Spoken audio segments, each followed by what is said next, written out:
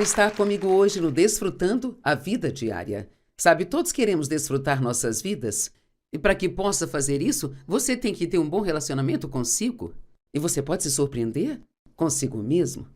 Eu acho que às vezes nós não entendemos que temos um relacionamento conosco, sabe? E você passa mais tempo com você do que com qualquer outra pessoa.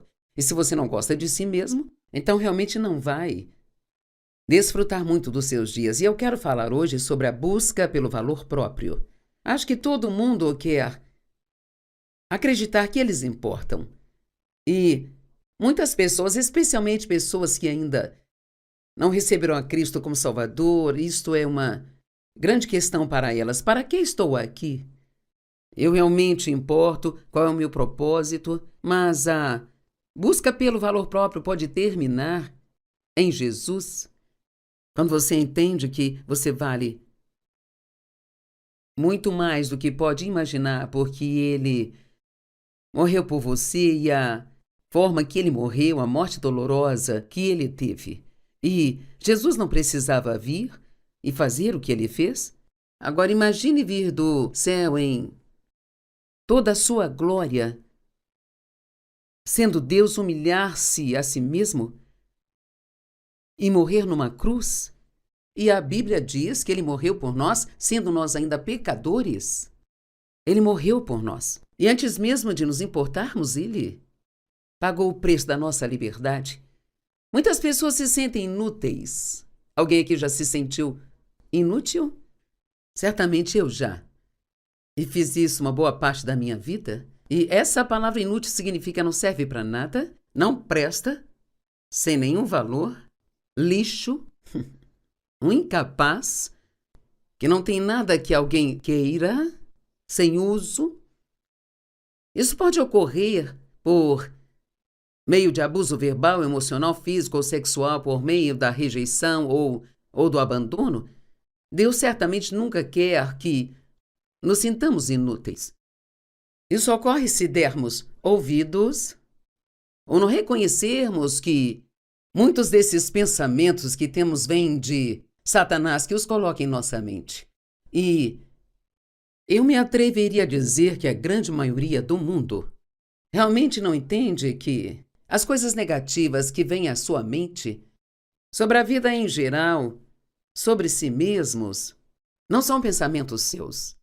É o diabo pondo pensamentos em sua mente. A mente é o campo de batalha. Esse é o lugar onde ele realmente tenta nos capturar, porque nossos pensamentos se tornam palavras e estas se tornam nossas ações.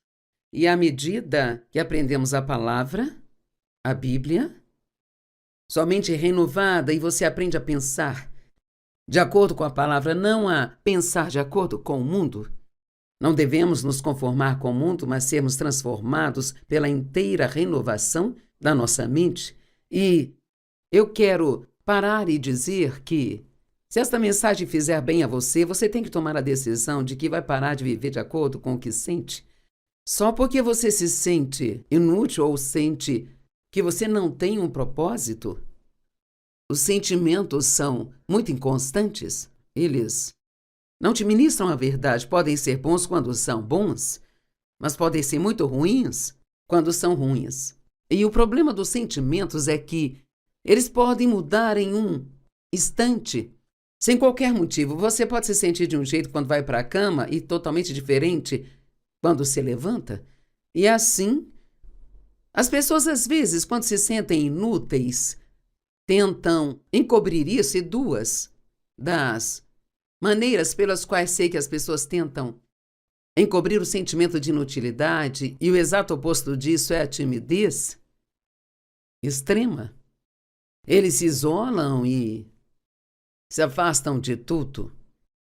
Timidez, medo, insegurança, falta de confiança e retraimento, eles não se envolvem em nada. Essa seria a pessoa que, sabe, sempre se senta na última fila da igreja e elas se esforçam para nunca serem vistas e nunca se envolvem em nada. Já outra, curiosamente, uma pessoa que é inútil, ela pode ser extremamente ousada, realmente ao ponto de ser desagradável, porque ela fica se esforçando muito para fazer outras pessoas acreditarem que elas estão bem. E assim, 1 Coríntios 1, 27 a 31, são algumas das melhores escrituras do que Deus tem a dizer sobre como se sente, sobre o que o mundo chamaria de lixo. Mas Deus escolheu. E a palavra escolher é interessante, não é como se Deus tivesse sido preso conosco. Ele nos escolheu. Ele nos escolheu de propósito. Ele escolheu as coisas loucas do mundo para envergonhar os sábios. E Deus escolheu as coisas fracas do mundo para envergonhar os fortes. Deus escolheu as coisas humildes do mundo e as coisas desprezíveis e as coisas que não são para anular as coisas que são.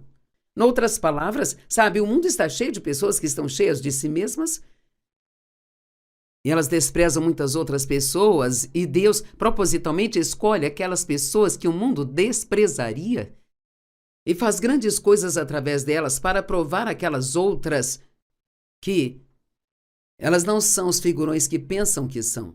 E ele faz isso para que ninguém se glorie diante dele. Não podemos levar o crédito porque sabemos que é Deus. Por exemplo, eu escrevi 150 livros, mas nunca fui a nenhuma escola de jornalismo ou eu nunca fiz um curso de redação.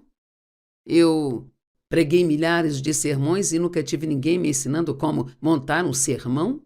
Eu nunca fiz uma aula de oratória e assim, o que eu faço é um dom de Deus, sabe? E o que você faz é um dom de Deus. E acho que uma das razões pelas quais Deus escolhe pessoas que o mundo pensa que não seriam capazes de fazer nada é para que o mundo saiba que Ele é que opera através delas. E realmente sei disso, porque quando eu comecei no ministério, as pessoas falavam, bem, não há como você fazer isso? Sabe? Eu me lembro de um amigo me dizer, você não tem a personalidade certa para isso? Eles estavam certos, eu não tinha, mas eles estavam me enxergando como eu era e não como eu seria quando Deus trabalhasse em mim. E a grande questão sobre Deus é que Ele não apenas vê onde estamos, mas Ele vê onde vamos estar quando permitimos que Ele trabalhe em nós. E muitos de vocês ainda têm muitas mudanças maravilhosas vindo em suas vidas, sabe? E nós estamos mudando o tempo todo. Então, todos os anos devemos olhar para trás e ver o quanto nós melhoramos. O verso 30 diz, é por causa dele que estáis em Cristo Jesus, que se tornou para nós sabedoria de Deus, a qual é a nossa justiça, santidade e redenção. Por isso está escrito, aquele que se gloriar, glorie-se somente no Senhor. Há muitas coisas milagrosas que acontecem quando recebemos a Cristo. São coisas realmente maravilhosas. 2 Coríntios 5, 21 diz, por amor de nós se fez pecado aquele que não conheceu o pecado, para que nele nós fôssemos feitos justiça de Deus. Agora, pense nisso. Ele nunca pecou. E ainda assim na cruz ele não só tomou nossos pecados, mas a Bíblia diz que ele se tornou pecado. E o que o pecado faz com as pessoas é terrível, como isso o esmiuçou a ponto dele ficar irreconhecível. E ele, literalmente, porque ele levou o pecado para a cruz, ele literalmente matou o poder do pecado na cruz. E eu acredito, esta é a minha opinião, eu acredito que o poder do pecado é culpa e condenação. E muitas pessoas mesmo, depois de pedirem perdão e receberem o perdão, continuam a se sentir culpadas e condenadas. E seja razoável por um minuto, se não houver pecado. E a Bíblia diz que ele não só perdoa, mas nos leva para tão longe quanto o leste está do oeste e não se lembra deles mais. Então, se acreditamos nisso, então do que temos que nos sentir culpados? Que então essa culpa é nossa maneira carnal de tentar pagar pelo que Jesus já pagou por nós. Sentimos que precisamos nos sentir mal por pelo menos alguns dias, sabe? E naturalmente você vai se sentir mal por ter pecado, mas uma vez que se arrepende, isso deve parar por aí. Então, depois de recebermos a Cristo, somos vistos por Deus como justificados. A Bíblia Amplificada diz: Ele escolhe nos ver como sendo justificados, mesmo que ainda façamos coisas erradas. Ele não nos vê em nós mesmos, mas Ele nos vê em Cristo. E fazer com que as pessoas entendam esta mensagem, o que realmente significa estar em Cristo, é algo muito desafiador de se fazer. Porque, literalmente, quando Deus olha para você, se você é um crente, Ele não vê você, Ele vê Jesus. É incrível.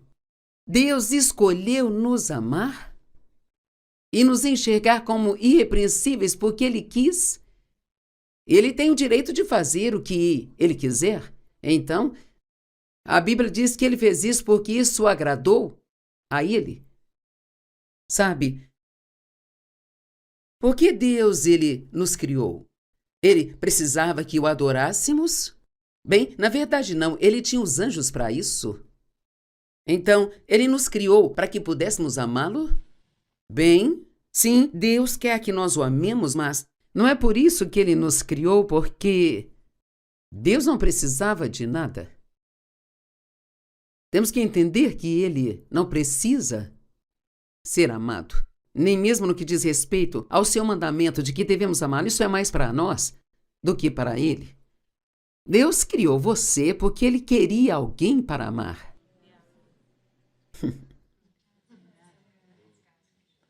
Veja, porque Deus é amor, e o amor precisa ter alguém sobre quem se derramar. O amor não pode ficar estagnado e permanecer vivo. É por isso que há tantas instruções na Bíblia para amarmos uns aos outros. E, por exemplo, diz em 1 João: se o teu irmão está em necessidade, você fecha o seu coração de compaixão? Como pode o amor de Deus viver e permanecer em você? Então Deus derrama o amor em nós quando nascemos de novo. Essa é outra grande coisa que Ele faz. O amor de Deus é derramado em nosso coração pelo Espírito Santo. E então, nós amamos a Deus de volta. Podemos amar a nós mesmos, o que na verdade é receber o amor de Deus. E então podemos amar uns aos outros. E temos que... Realmente não existe relacionamento sem fazer coisas uns pelos outros, sabe? Então, não só receba na sua vida, seja um doador. Ele enviou seu Filho para pagar por nossos pecados, para que pudéssemos ter um relacionamento com o Pai por meio de Cristo. Às vezes nos esquecemos de como é incrível dizer: eu tenho um relacionamento pessoal com Deus. As pessoas que não entendem isso pensam que você é louco. Como um comediante disse, se eu falar com Deus, isso se chama oração. Se eu disser que Deus fala comigo, então sou um psicótico. Mas Ele fala. Temos uma comunicação com Deus. E assim, Ele mesmo nos escolheu nele antes da fundação do mundo para que fôssemos feitos santos e irrepreensíveis diante dele. E em amor, Ele nos predestinou para sermos adotados para si mesmo, como filhos por meio de Jesus Cristo, segundo o propósito da sua vontade. Agora, a adoção é uma palavra muito mais importante do que pensamos que é. E eu penso no meu relacionamento com Dave. Eu já tinha um filho quando eu conheci Dave, no meu primeiro casamento. E, curiosamente, eu dei a ele o nome de Dave. Talvez Deus soubesse o que ia acontecer, eu não sei. E ele tinha 11 meses quando eu conheci Dave. E, como você me ouviu dizer, tivemos apenas 5 encontros e nos casamos. Então Dave tinha apenas cerca de 1 ano de idade. E me lembro que quando David me pediu em casamento, eu disse, você sabe que tem um filho? Ele disse, bem, realmente não o conheço ainda, então não posso dizer que o amo, mas posso dizer que eu te amo e, portanto, eu amo tudo que faz parte de você. E então, é assim que Deus olha para nós. A Bíblia diz que fomos adotados por Deus porque estamos em Cristo. E assim, Ele ama o seu filho. Portanto, Ele ama qualquer coisa que faça parte dele, sabe? E eu me lembro de quando nós fomos ao advogado para assinar os papéis da adoção do David, o advogado disse, você sabe que ao aceitá-lo como seu filho, ele vai ter os mesmos direitos e privilégios de qualquer um de seus filhos naturais e ele vai receber a mesma herança e tudo aquilo que você der aos seus filhos, ele também recebe. Então, isto me ajuda a entender porque a Bíblia diz que somos co-herdeiros com Cristo. Veja, tudo o que ele tinha, nós ganhamos. Então, é melhor aprender a aceitar isso. Ele te ama e não há nada que você possa fazer a respeito. E então, a melhor coisa a fazer com isso é somente receber. Amém? E assim, Efésios 1:7 diz, nele nós temos a redenção pelo seu sangue, o perdão das nossas ofensas, segundo as riquezas da sua graça.